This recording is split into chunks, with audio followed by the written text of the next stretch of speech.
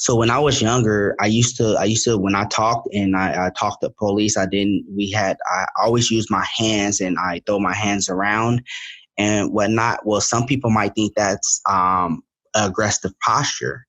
But for me growing up, I already know a lot of individuals from my area talk with their hands and yell with their hands. So for me, that's not an aggressive posture. So those are the type of trainings that we go through and we learn, but that's not a lot that we have to put individual police officers in locations with officers already been in there that so they can see it for themselves and understand, okay, that's not an aggressive posture.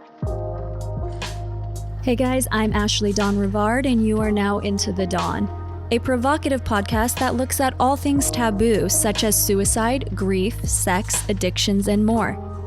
Each week, I talk with experts who successfully investigate their areas of interest. And if you like what you hear, please remember to subscribe.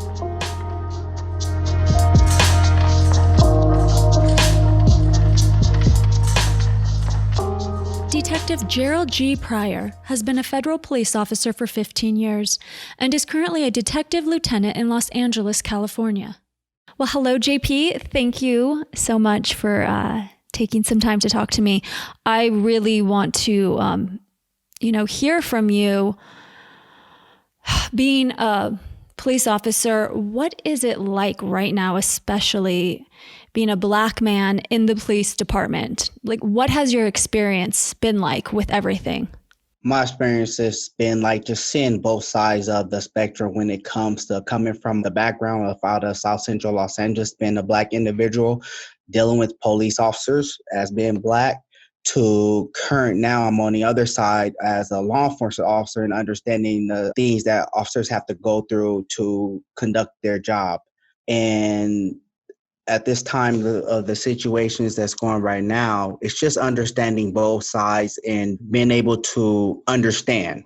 As a Black man in law enforcement, you get the understanding of, as police officers, as trying to be proactive. There's certain things that we have to do, which civilians do not understand.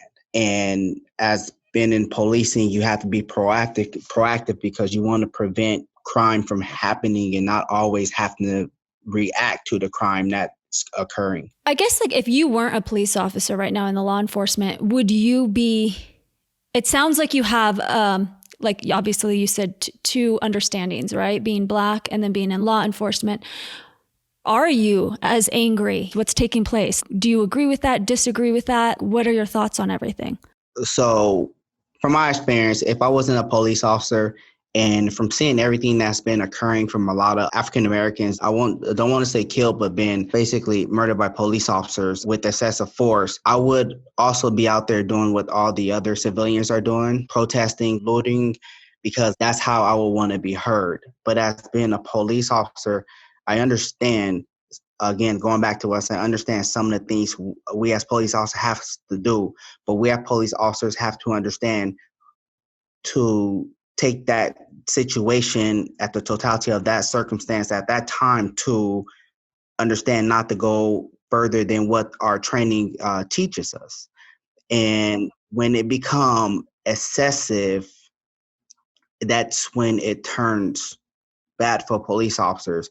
And we as police officers have to understand when we do our training, what we learn from training, we have to bring that to the street. And when I say, if I was not on the police side of the law, because the media shows so much of the negative that goes on with police officers, and it's always a white police officer to a Black individual, then that's all I would see. So I would react to like, well, police officers are just killing Black people, are hurting Black people, are using excessive force to Black people. But they don't show the other side of the spectrum of we also deal with the same thing when we as police officers deal with white individuals, Asian individuals, Mexican individuals. And it just seemed like the media shows only the white officer to the Black individual, because for me, it shows that it gives them more airtime. That's what the more ratings and the push out ratings instead of really pushing out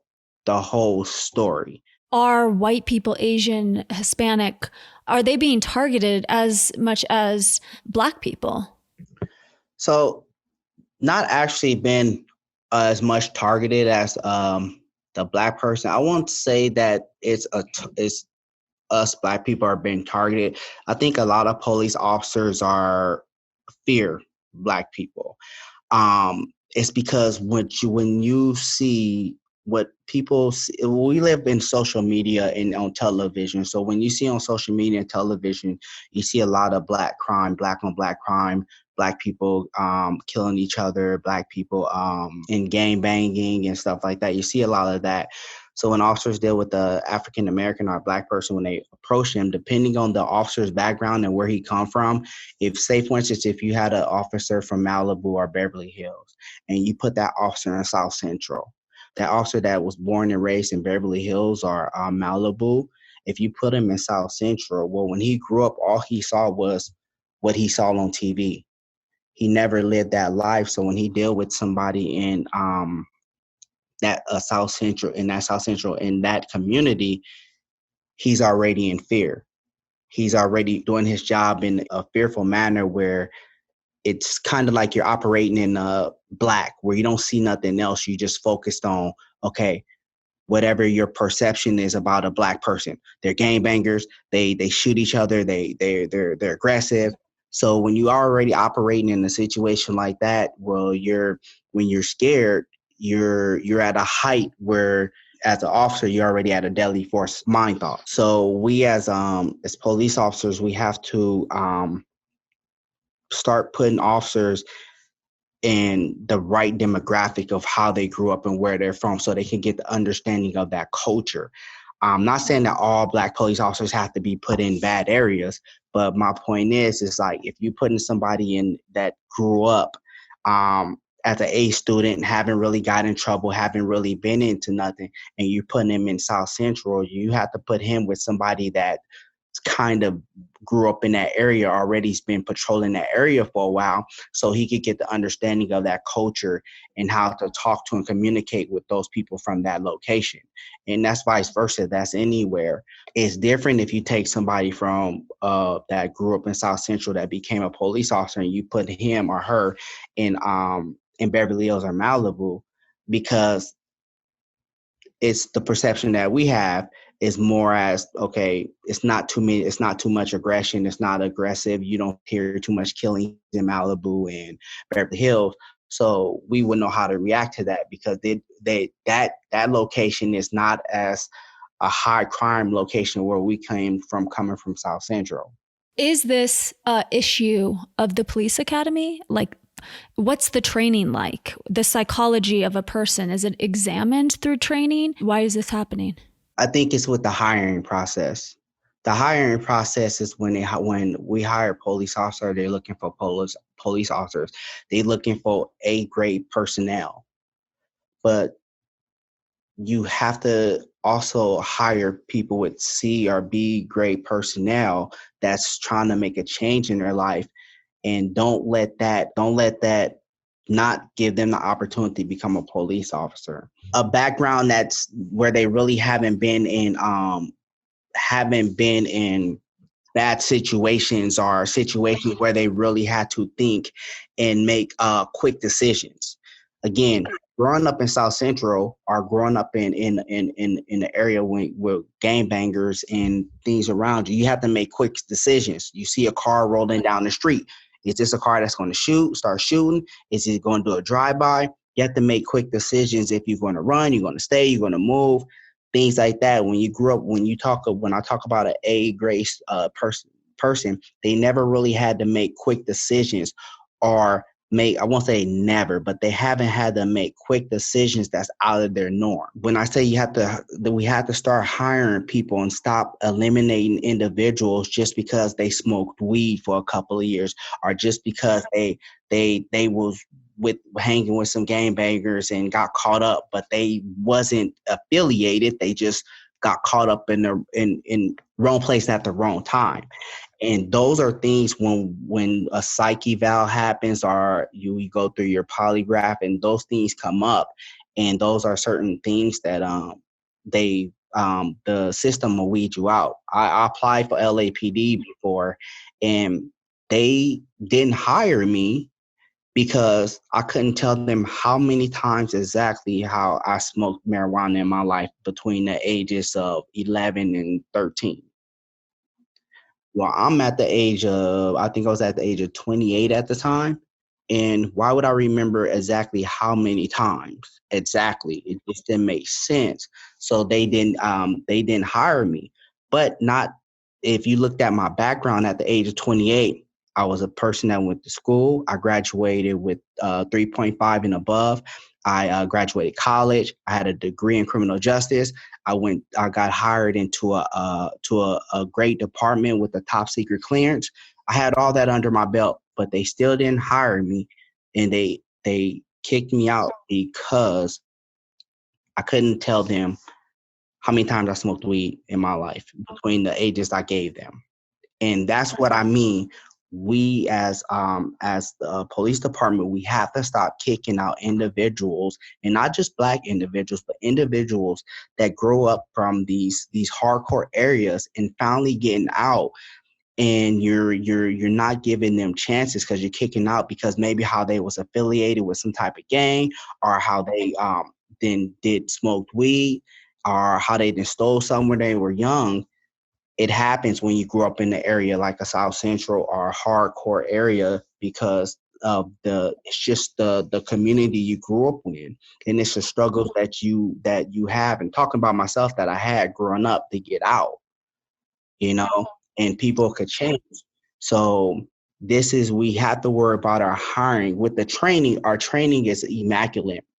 The training, we as a police department, we can't have everyday training because the financial status of funding for police officers just don't equip for us to have that much training. So the training we do get from when we go to training and we graduate, and then the quarterly training or monthly training that we have, the training is immaculate, and it works. We just have certain people that, again, already operate in the avenue of black, meaning that they're already scared when they approach an African American, when they approach a gangbanger, when they approach from maybe an MS-13 gang. They're already operating in that as a scared tactic. And when you're scared, it's all about survival. So you don't think about the other solutions to dim down or bring down the individual that might be yelling at you or operating in a resistant manner. Right. So is the solution, or one of the solutions, like you said, you're not getting, they don't have the funding to have as much training as you like. And now the talk of defunding the police department, is that going to help this solution of what's going on? No, I think when they start defunding the police departments, a lot of officers are not going to respond or do the job that they supposed to do. And I'm not saying this all officers, but I'm just saying a lot of them are not going to respond and do the job at the heightened level that we're supposed to. Because what's going on is happening that us as officers, we receive a call and we putting our lives in jeopardy to conduct a job, and we don't get no return for it. Not saying we have to be paid out of this world, but I mean it's not equivalent, because we as police officers, anytime we're guilty to proven innocent as police officers. We're not like other civilians where you're innocent to proven guilty. We're guilty to proven innocence. So when we have like the on duty shooting or force that we have to take somebody into custody, we're criticized, and we're judged in a way that nobody else is really judged, but we are judged. That right there is just will have officers mindset was like, is it worth it? Is it worth losing my job? Is it worth losing my family and everything that I worked hard for on a small call? And when I say a small call, it's not really a small call, because all calls on police help are different. But when you talk about, like, if you go to a domestic violence call, you can go where you're trying to separate a husband from a wife or a wife from a husband. And when you're separating that husband or that wife, the other individual could turn on you. And so now you're in a messed up situation where you will have to use force. And when you defund the police going to think, is it worth for me responding to that call? And I'm not saying it's all police officers, but it's going to hurt because it's not worth it. That's like when we talk about teachers. Teachers, they don't, to me, don't get paid enough for what they have to deal with. And when they deal with a disgruntled student and they try to calm or dim that student down, well, the teacher is criticized when they put their hands on them to try to calm them down or escort them out. But how else do you supposed to handle a disgruntled student? And then when you call a police officer for a disgruntled student, well, at the end of the day, as a police officer, when we get called, we cannot go to a call and say, okay, they're yelling, they're disgruntled, and leave. We have to do our investigation and we have to make the scene safe. Does it feel kind of like a lose-lose? It is a lose-lose situation for police officers. And as being a police officer, the word I could think of off my head, it sucks. And it's just a catch-22. Do you feel moving forward, like, is this going to be solved? Are we going to start to see some peace around these? Or do you think this is something that we're going to be experiencing from here on out? It's something that we're going to be experiencing here on out until we change the person. And when I say about change the person is people that we hire, we have to really do more of a background check and put them in situations that making split decisions and being able to communicate with different cultures. It has to be the person, because this last incident, we as police officers, we don't wake up in the morning and say we want to go out here and kill this person or harm this person or pull our gun on somebody. But we have to respond to a call, and depending on the call and the type of call is how we respond. And in this last situation, that was just a police officer. That's not all police officers, because a lot of police officers and the good police officers would have understood and paid attention to when somebody's saying you're not breathing or they're not breathing, to understand and pick that up. And I don't understand where this officer, and I don't want to Monday night quarterback him, but his mind just wasn't there. It's just changing the person and having people really, really, as us as police officers, even though we're dealing with the suspect, we still have to preserve their life. Everybody's life we have to preserve. Well, now we have another incident, right? I don't know the guy's name, but in Atlanta over the weekend, right? Or last, he got shot in the back. With the in the back with the taser? No, he was killed. No.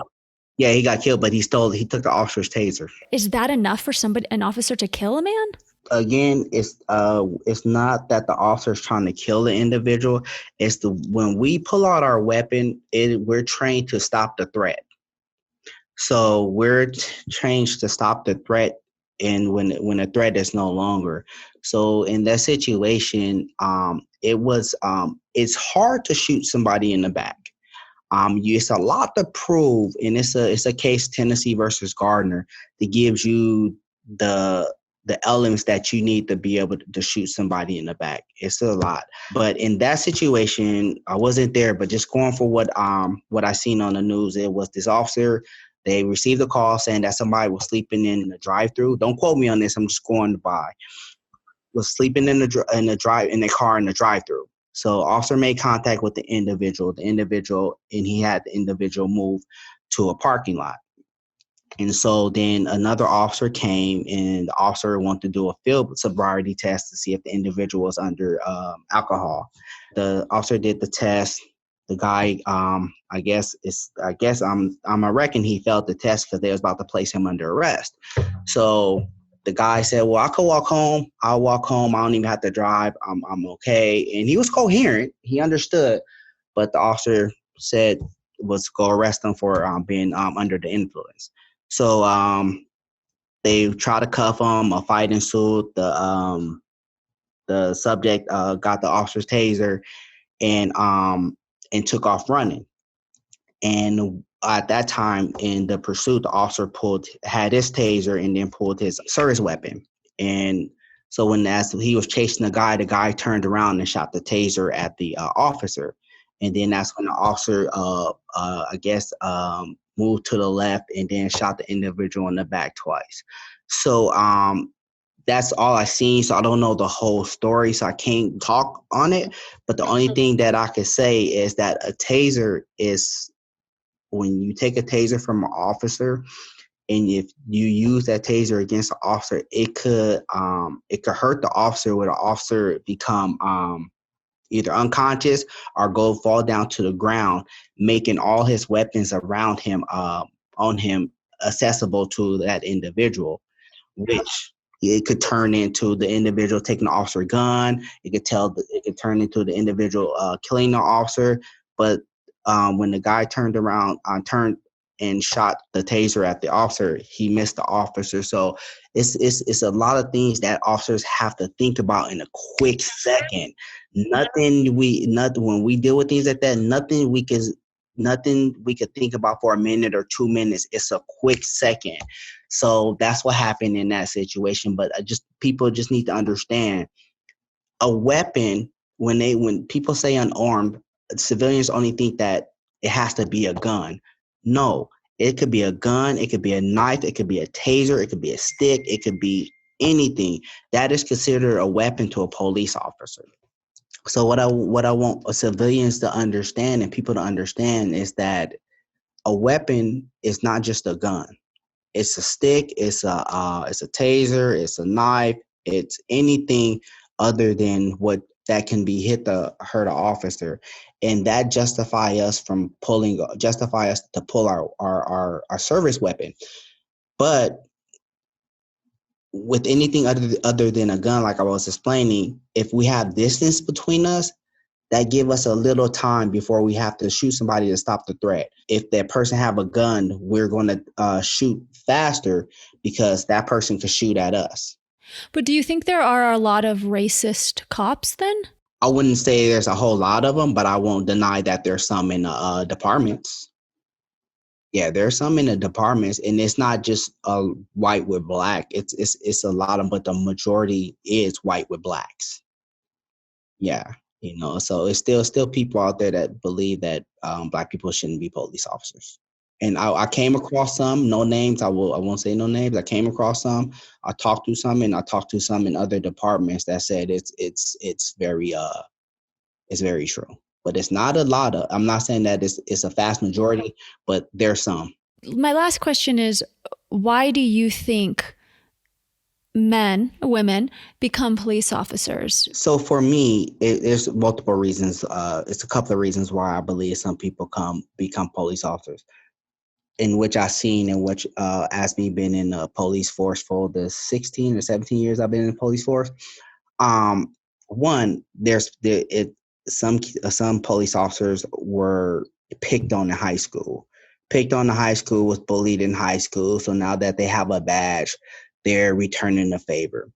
You have some officers that really want to change the system and to build the civilians and the police community back as one, where people trust in the police. And then you have some that got hired in, that didn't know what they wanted to do, graduated, then just became a police officer. And then as being a police officer, they determine, they like it, or they determine I'm just here as a police officer. So those are the kind of the three that I've seen. What made me become a police officer, like I said, growing up, I was actually picked on a lot from police officers. And it was just my demeanor and where I came from. But I was very respectful, and but they used to stop me a lot. So my whole thing was trying to become I wanted to become a police officer to change the perspective of people that come from bad areas or hard areas. They change the perspective that it's a lot of good people in these areas. It's just where they grew up, or it's just where they're born. We can't pick and choose where we were born or where we grew up. but there's a lot of people that want to change the areas of like the hearts of South Central or the hearts of Baltimore, Chicago, and places like that. So that's why I became a police officer, to help make that change and build the relationship with my community growing up with police officers. Because growing up, we had no faith in police officers. I mean, do you now though? I mean, with all of this, like, do you get like bummed? Obviously, like when you see that stuff happening, if you weren't a police officer, would you watch this and go, racist, police officers are terrible? I think you said in the beginning, you would be doing what everyone else is doing. Yes, I would, because that's all they show. But they don't show the good things that officers do. And it's a lot of good things that officers do out there. It's just a couple that I've seen, like officers responded to a call at a Walmart individual was stealing something, and the Walmart people wanted him arrested, and the officer said, no, it's not that big of a crime. They helped them. Actually, the officer purchased it for them and just talked to the kid, and it was a younger kid. So things like that happen. It's a lot of things that officers do out there and that I've seen that just don't hit the media. And it's because it's not what people want to see. It don't give ratings. So what give ratings is when you see the negative things that officers do, and it's just sad. And it's like the one case that I see where I guess Starbucks or something didn't want to serve the officers because all the stuff that was going on. And it just sucks because you clapping all officers in the same category. And there's really good officers out there that want to make the world a better place and make and build that policing in a community. Yeah. Oh man. Well, my heart goes out to you and what you do. I appreciate your perspective completely. I like that, you could see both sides, and thank you. Just thank you for sharing, and thank you for doing what you do. Oh, yeah. Thank you for having me on, and appreciate I could put my little 2 cents out there and hopefully make some changes. But the best thing as a police officer to do is spit knowledge and talk to people and get them to understand why police have to do the things that they do, but it's not always right. But please don't slap all police officers in the same category, as if as a police officer you want them to slap Black people all in the same category. Let's take that individual for what they did and let's push on. Yeah. Yes. Well, thank you so much, JP. You're welcome. I appreciate you having me on. That's it for today's podcast. Thank you so much for taking the time to listen today. Please let me know what you think. Leave a comment, share, and we'll be back next week with a new episode.